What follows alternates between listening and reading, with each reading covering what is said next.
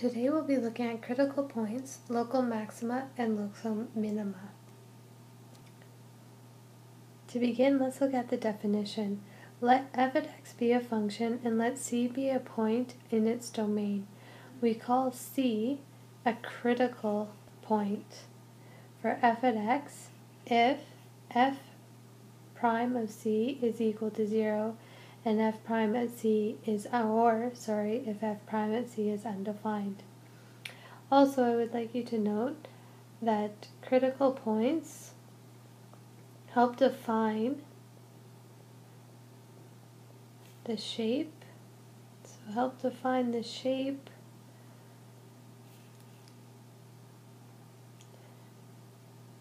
of a function's graph.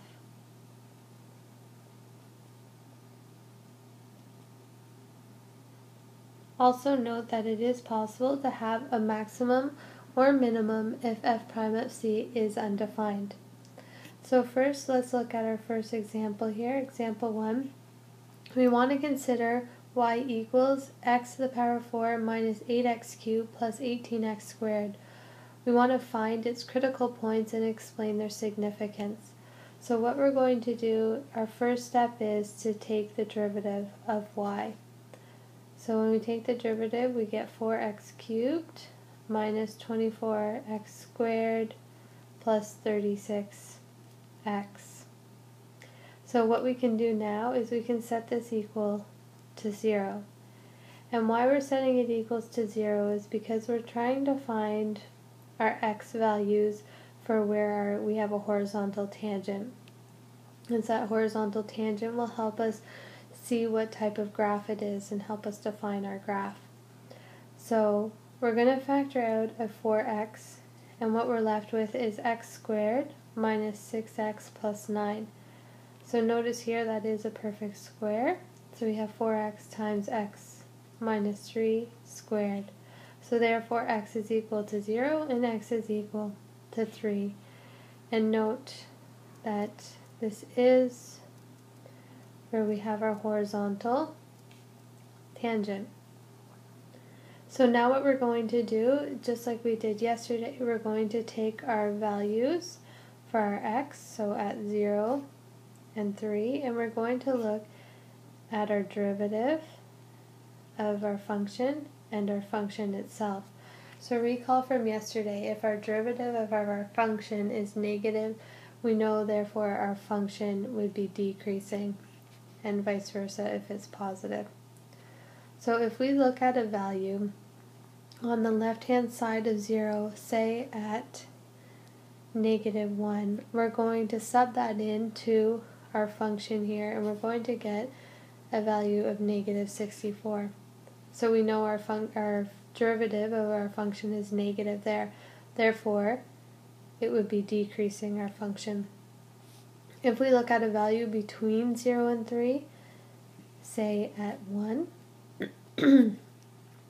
we're going to get that it's equal to 8, so it's positive, so we know our function itself will be increasing. And if we look at a value on the right hand side of 3, say at 4, what we're going to get here is 16. So again, it's positive. So it's continually increasing from 0 and past 3. And so we therefore know as our graph goes down and goes back up, that's going to create a minimum. And if it's just continually going up, that's going to create neither a max or a min. So if we want to visually see this graph here, we could find our points by just subbing in 0 here into our beginning function, our y equals x to the power 4 minus 8x cubed plus 18x squared, and you'd get the point 0, 0. So we have this point right here. And then we also have the point 327, where we get 27 is by subbing into your original function.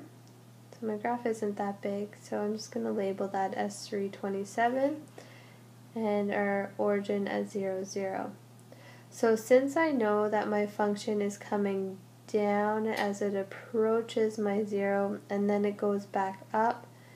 And since I know that there's a horizontal tangent at both 0 and 3, we know that this value, our graph, at 3 here is going to give us so that we can have our horizontal. And you notice at 0 we'd have a horizontal there as well. So that's our first example. Now in example 2, we want to determine if our function x cubed has any maximums or minimums. So our first step always here is that we're going to take the derivative of our f at x. So this would be equal to 3x squared. Our second step is to set it equal to 0. So therefore we know that we're going to have a horizontal tangent at x equals 0. So horizontal tangent at x equals 0. And if we wanted to find what our y value is when our x is 0, sub in 0 into our original function, and what we would get is 0. So our point there is 0, 0. So we want to look to see if there is any maximums or minimums. So we create our chart here, and our only x value we're looking at is 0. So we look at it for our derivative of our function and our function itself. So if we look on the left-hand side of our derivative here, we're going to get that our f prime of x is positive. So therefore our function will be increasing. Again, just sub in a value into your function for your derivative, then you'll see that it becomes positive. And on the right hand side of 0, it's also positive. So therefore, this is just a continuous function. So therefore we have neither any maximums or minimums. And if we want to see a visual of this, our graph would just look like this, since it is x cubed. So therefore, no maximums or minimums.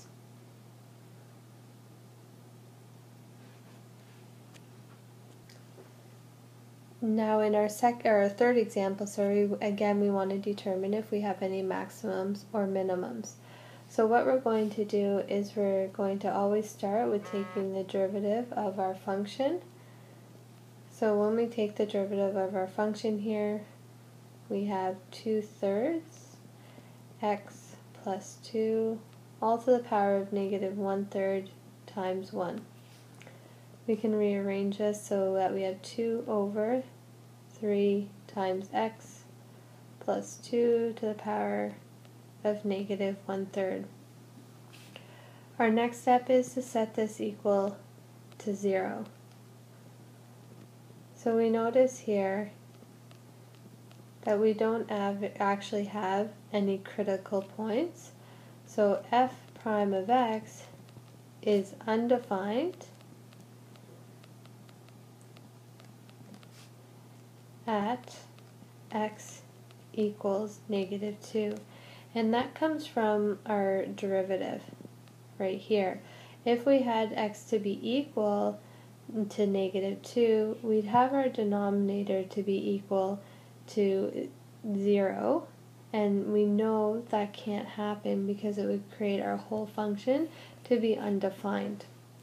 So we're going to use that point because remember when I told you on the previous page that it is possible to have a maximum or minimum if your derivative is undefined.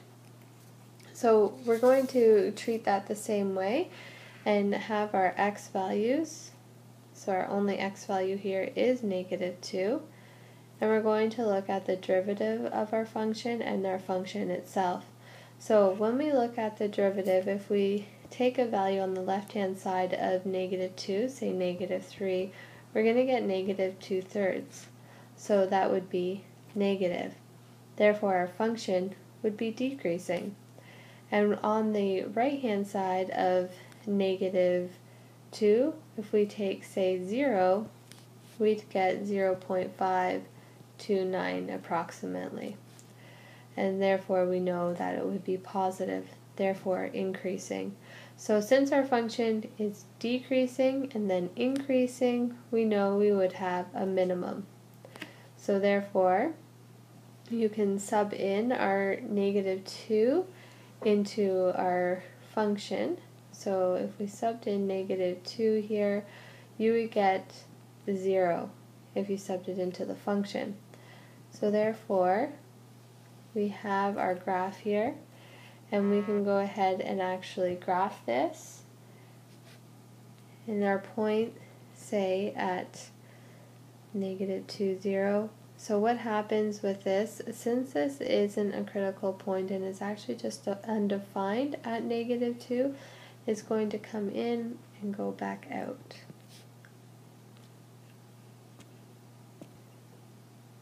And the last example that we want to look at is example 4. Determine an equation that has a maximum at x equals -2 and a minimum at x equals 3. So we have our f prime of -2, we know it would be equal to 0, and we have that our f prime at 3 would be equal to 0. If we were to actually draw our chart here, just so we get a better visual. So since we know that we have a maximum at -2, and therefore we know it would be increasing and then decreasing, and since this is a minimum, it would be decreasing and then increasing. So this here would be positive, negative, positive. So, looking at this, we know since we have a maximum and minimum, we would have x plus 2 times x minus 3. We can expand this using FOIL to get x squared minus x minus 6. Now it asks us to determine an equation, so we need to actually find the equation of f at x. So just by working backwards, we know that this x here first would be cubed, but when we take the derivative of it, it's actually 1 in front. So we know therefore we'd have to multiply this by 1/3. So when you multiply it by 3 when you're taking the derivative, it will actually be 1. Minus 1/2 x squared. Same properties exist as we just discussed for our first term there. Minus 6x, and then plus c, because we don't know if there's any constant value.